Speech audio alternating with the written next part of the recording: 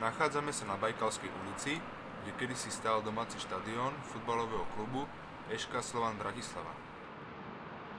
Na tomto mieste by mal do konca júla 2016 vyrásť nový národný futbalový štadión.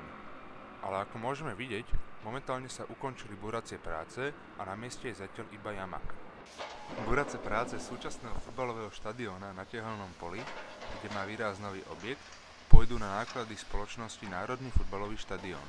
S búraním sa začalo v júli minulého roku a koniec prác prebehol začiatkom decembra 2013.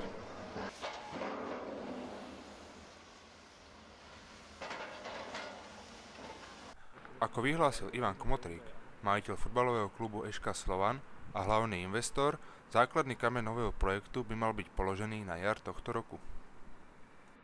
Hlavným investorom je spoločnosť Národný futbalový štadión, ktorá bude celý projekt financovať. Odhadom výstavba nového štadiónu a potrebnej infraštruktúry má výjsť na 100 miliónov eur. Zhruba 60% nákladov pôjde zo súkromného zdroja a zvyšných 40% pôjde zo štátnej kasy.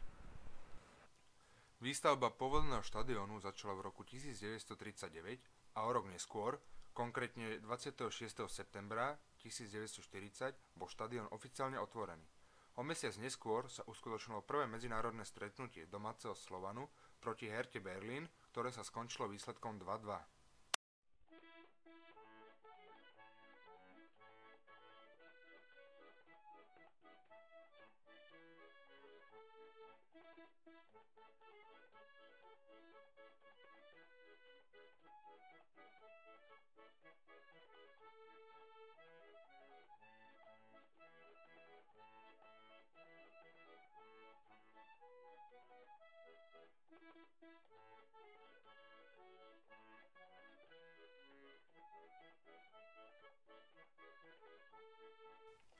Na tomto štadióne sa pravidelne hrávalo od roku 1942 až do roku 2009. V tomto roku sa musel futbalový klub ŠK Slovan kvôli zlému technickému stavu štadiónu presťahovať na neďaleký štadión bratislavského Interu.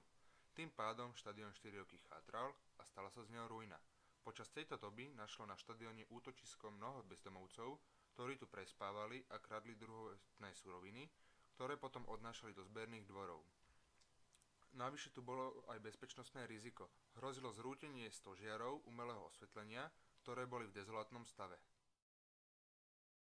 Nový štadión bude mať kapacitu 22 500 divákov. Okrem medzinárodných zápasov a zápasov našej najvyššej futbalovej ligy sa budú na ňom konať koncerty a iné kultúrne podujatia.